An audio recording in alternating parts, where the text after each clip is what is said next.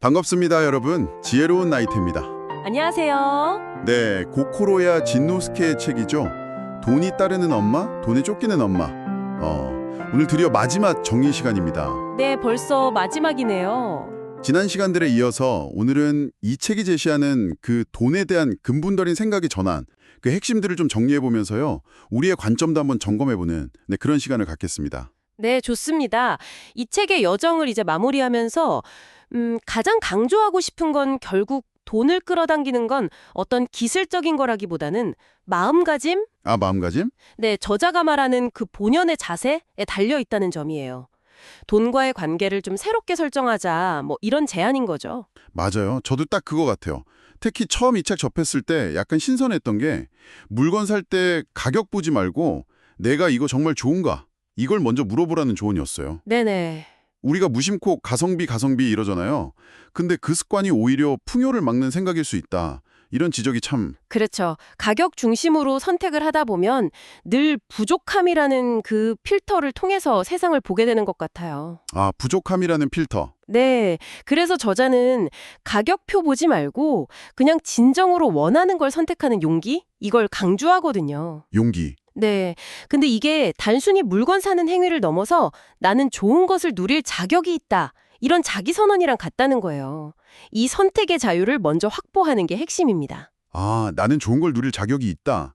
이게 또 돈이 이미 있다는 전제로 행동하라는 거랑 같은 맥락이겠네요, 그럼? 네, 맞습니다. 돈 생기면 뭐 해야지 이게 아니고 지금 가진 것 안에서 먼저 있음을 느끼면서 좋아하는 것에 돈을 써봐라.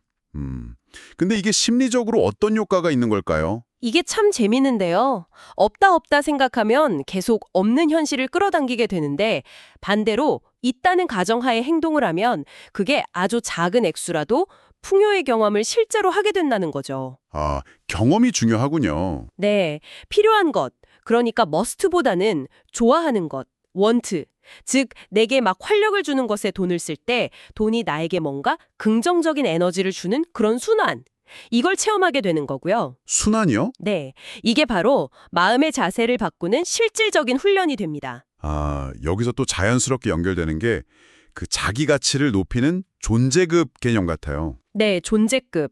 남한테 맞춰주거나 뭐 도움이 되어야만 내가 가치 있다 이런 생각.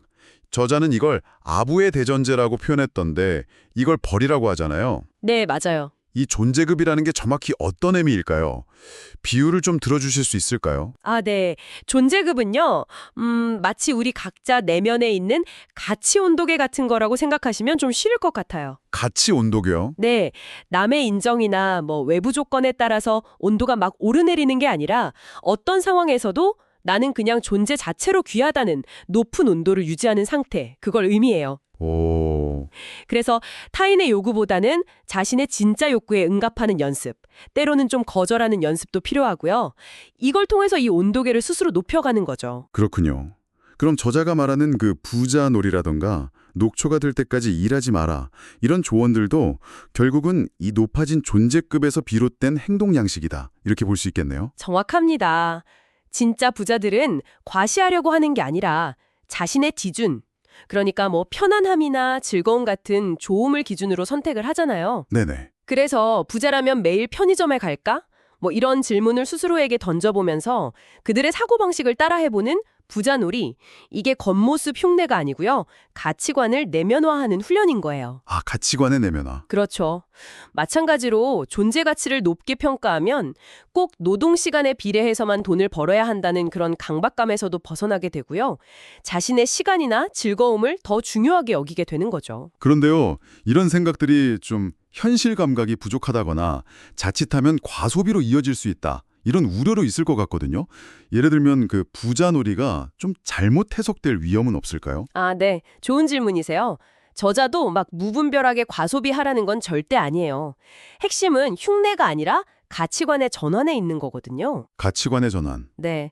부자처럼 보이려고 돈을 쓰는 게 아니라 내가 진짜 원하는 것, 나를 기분 좋게 하는 것, 여기에 집중하자는 거죠. 그 과정에서 자신만의 기준을 찾아가는 게 중요합니다. 네, 이해가 됩니다. 그럼 가장 좀 파격적으로 느껴졌던 거, 그 신사 미션 있잖아요. 아, 신사 미션. 네. 돈이 없을 때 오히려 기부를 해라. 이건 정말 상식이랑 완전 반대잖아요. 이건 어떤 의도일까요? 이게 진짜 어떻게 보면 돈에 대한 두려움, 특히 손해보면 안 된다는 그 가장 깊은 심리적 장벽을 깨기 위한 약간 극약 처방 같아요. 극약 처방이요. 네.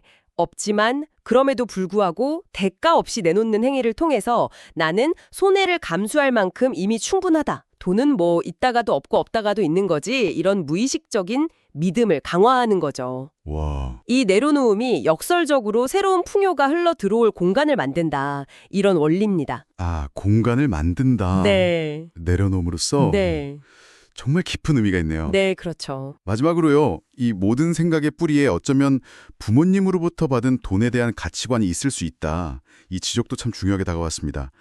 돈은 힘들게 벌어야 해. 뭐 이런 믿음에서 벗어나는 게 왜 중요할까요? 돈에 대한 우리의 그 무의식적인 불안감이나 죄책감 같은 거 있잖아요. 이게 상당 부분 어린 시절에 부모님의 말이나 행동을 보면서 학습된 경우가 많거든요. 아, 그렇겠네요. 네, 그래서 이걸 먼저 인식하고 우리 부모님은 불쌍하지 않았다. 그리고 나는 내 방식대로 풍요를 누려도 괜찮다. 이렇게 스스로에게 허락해주는 과정이 필요해요. 스스로에게 허락하는 것. 네, 이게 바로 자신의 존재급을 진짜로 올리고 돈이랑 건강한 관계를 맺는 최종적인 열쇠가 될 수 있다고 봅니다. 네, 지금까지 돈이 따르는 엄마, 돈에 쫓기는 엄마와 함께 해주셔서 정말 감사합니다. 네, 저도 즐거웠습니다. 오늘 저희가 나눈 이야기들이 돈에 대한 여러분의 생각을 좀 새롭게 조명하는 그런 계기가 되었기를 바랍니다. 여기서 잠시 멈춰서요. 스스로에게 한번 질문을 던져보는 건 어떨까 싶어요. 내가 돈에 대해서 당연하다고 여기는 신념들 중에 혹시 나도 모르게 과거로부터 물려받아서 현재의 나를 좀 제약하고 있는 건 없을지 한번 생각해 보시면 좋겠습니다. 저희 지혜로운 나이트의 구독, 좋아요, 알림 설정은 채널 성장에 정말 큰 힘이 됩니다. 감사합니다. 또 다른 좋은 내용으로 다시 찾아뵙겠습니다.